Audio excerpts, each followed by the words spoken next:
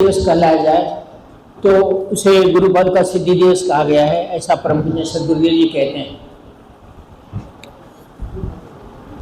और गुरुपद का सिद्धि दिवस के दिन अपने गुरु के पास पहुंचना एक शिष्य का कर्तव्य होता है।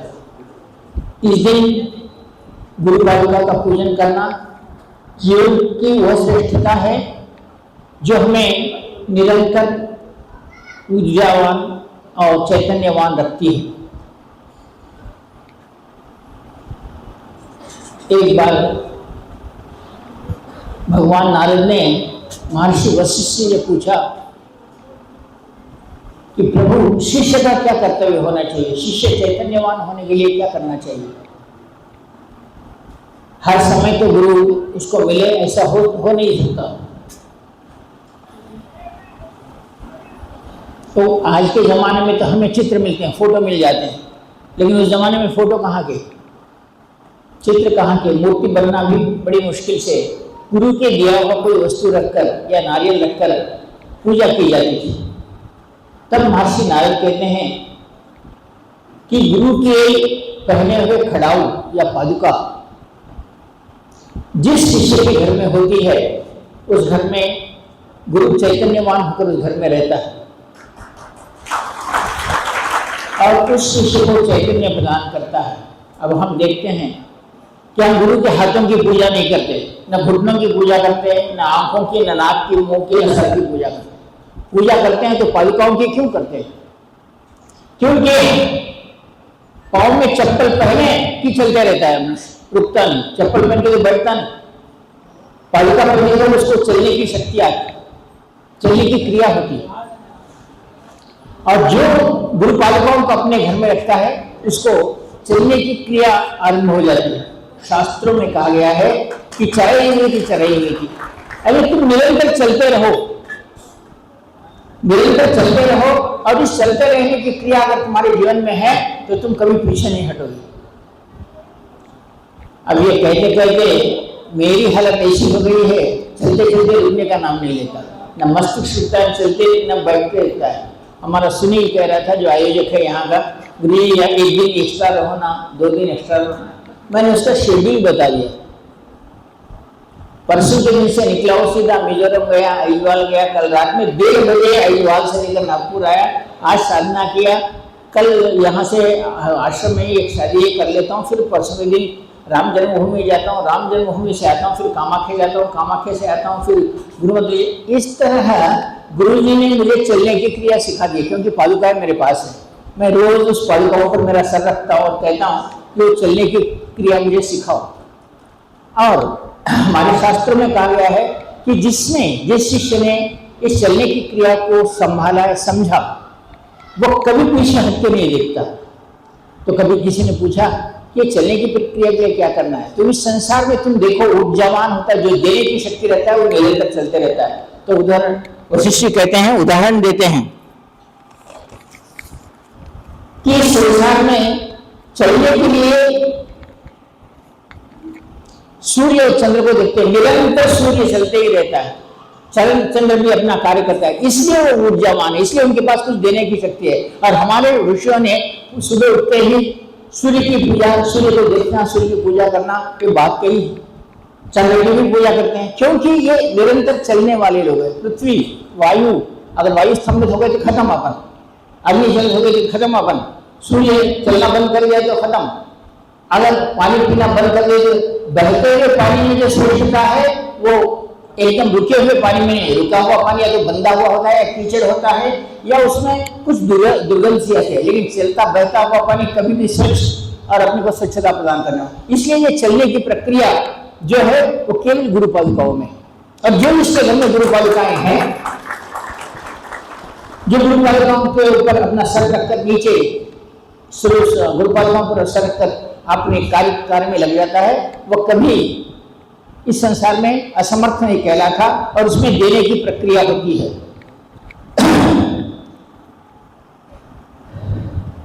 कहते हैं कि नारद ने एक बार वशिष्ठ महर्षि से पूछा था क्या कि प्रभु ये कलयुग और द्वापर युग और त्रेता युग आदि कहते हैं, ये तो एक से एक युग बढ़कर है, लेकिन कलयुग के बारे में सभी ऐसा कहा है। तो नारद जी कहते हैं कि सुन, मैं तुझे एक श्लोक सुनाता हूँ।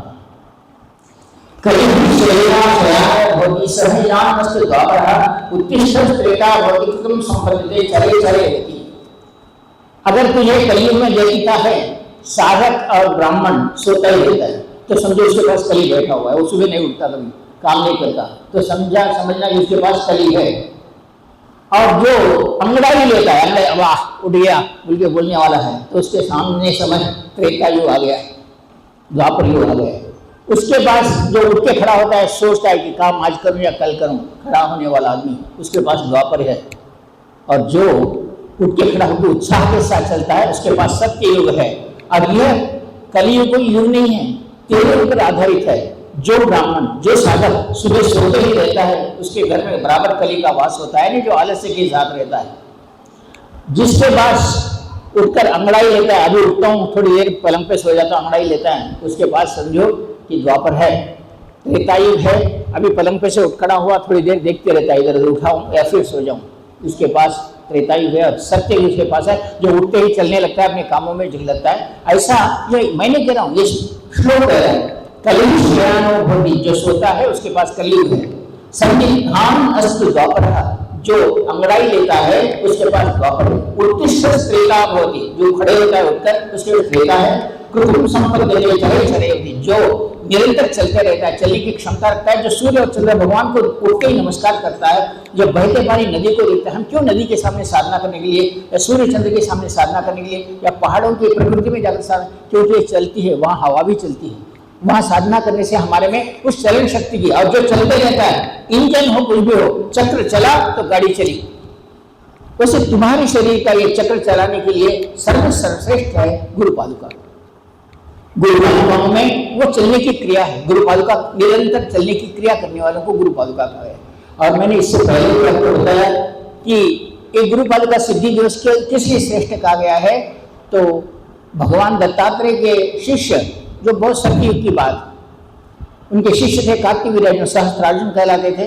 वो अपनी गुरु की सेवा इतना किए कि गुरु बहुत प्रसन्न हो गए और बोले तू मेरे साथ बैठकर बहुत कष्ट किया है, अब तुझे कहता हूं कि तू अब लोक कल्याणार्थ चले जा, लोक कल्याण करने के लिए चले जा। तो सहस्त्रार्जुन करता है, प्रभु आपकी पाद सेवा के सिवा मुझे संसार में कोई लोक कल्याण विकल्याण कुछ भी नहीं दिखता। मैं केवल आपके पास रहता हूँ और आपकी चरणों की सेवा करता हूँ, मुझे इसके सिवा कुछ करना नहीं। दत्तात्रेय ने कहा, मैंने तुझे इतना सब तैयार किया, मैं तो मेरा कार्य करता हूँ, मेरे साथ तेरी बात तेरे से और भी शिष्य आएंगे, उनको भी बनाऊंगा, लेकिन किस लिए बनाऊंगा? लोक कल्याणार्थ बनाऊंगा। हे सहस्त्रार्जुन, मैं गुरु हूँ, तुझे आज्ञा दे रहा हूँ, लोक कल्याणार्थ मैंने तुझे इतना सक्षम बनाया है, अब तू लोक कल्याण करने के लिए जा। सहस्त्रार्जुन को लगा कि प्रभु आप मेरे आपसे दूर जाने के लिए बात करते, तो मुझे एक वचन दो कि मैं नित्य आपके पादुकाओं की आपकी सेवा कम से कम क्षण भर के लिए करूं और आपका दर्शन कर सकूं, ऐसा आशीर्वाद मुझे प्रदान करो। तो भगवान दत्तात्रेय ने कहा कि सहस्त्रार्जुन, मैं तुझे आशीर्वाद देता हूं, ए ले मेरे पादुका तुझे प्रदान करता हूं। और इस पादुकाओं को आज के दिन जो सिद्ध करके अपने घर में रख लेता है, मैं निरंतर उसको सुबह के समय में दर्शन देता हूं। इसलिए इस दिवस को गुरु पादुका सिद्धि दिवस कहा गया। जो आज दिन विशिष्टता के साथ गुरु पादुका का पूजन करते हैं, उस पर गुरु कृपा होती है। और वो आगे चलकर पहली बार दत्तात्रेय जी ने सहस्त्रार्जुन को गुरु पादुका दी थी। उसके बाद ये पादुका का प्रचलन चला। शंकराचार्य जी ने दिए, रामचंद्र जी ने भरत को पादुकाएं दी, और ये पादुकाओं का प्रचलन चलते रहा। जो चैतन्य और जागृतवार और चलते हैं, सोने नहीं देते। जिसके घर में गुरु पादुका है उसके घर में चलने की क्रिया है, और जिसके घर में चलने की क्रिया है उसके घर में धन दौलत सुख शांति सब कुछ है। एक बार ऐसा ही भगवान जी ने माता लक्ष्मी के पास जाकर कहा, माँ लक्ष्मी आप चंचला है, रहती नहीं, किसी के पास टिकती नहीं, और आपको अगर हम सिद्ध करें तो कैसे? उनके पुत्र कर्दम नाम के पुत्र थे, उनको भी पूछा गया, सबको पूछा गया। तो माता लक्ष्मी ने कहा, मैं उनको बताई हूँ भाई, कोई सुनता ही नहीं मेरी बात। बोले कैसे बताएं? शेषु महाराज को बताई हूँ, उदय महाराज को बताई हूँ, सभी को बताई, रोज पढ़ते हैं। क्या तो भूतवा ध्रुव्यादाज्य मनों सुक्तम पंचदश स्त्रीकाम सत्यम जपे, उसका अर्थ क्या होता है? यश शुचि प्रयतो होता, शुचि तो अच्छा शुभ्र होकर, यश शुचि प्रयतो होता, जुहु यादाज्य मनोहम, इस मंत्र के साथ जुहु अग्नि, अग्नि आहुति डाल, जुहु यादाज्य मनो, मन का मतलब मंत्र, मनोहम जुहु का अर्थ है आहुति डालना, मनो सुप्तम पंचदशंच श्री काम सत्य पे, और इस सुप्त का नित्य पढ़ कर तेरे घर में रहते हो, चंचल होती नहीं जाती। अब ये तो रोज रोज श्री सुप्त पढ़ते, अब इनको पूछ लो कि वो लोग कितना हवन करते हैं, लक्ष्मी क्यों नहीं रहती? उसमें मैंने कहा है, लक्ष्मी ने कहा है कि जो यश शुचि प्रयतो भूत्वा, शुचि होकर शुभ्र होकर जो आदमी जुहु यादाज्य मनोहम मेरे मंत्र का आहुति देता है,